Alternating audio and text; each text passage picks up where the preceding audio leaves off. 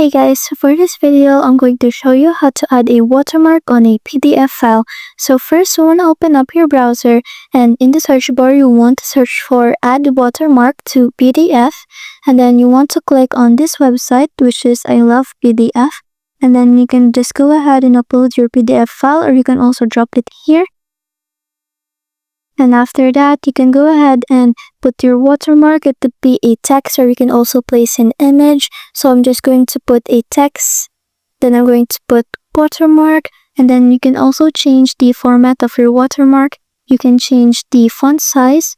You can also change the font style. And then you're going to change the position to where you want the watermark to be placed. And then for the rotation, I recommend that you put it to 45 degrees, and for transparency, I recommend that you put it on either 50 or 75%.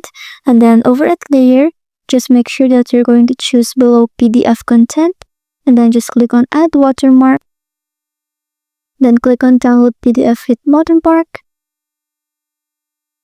and there you go. Thanks for watching.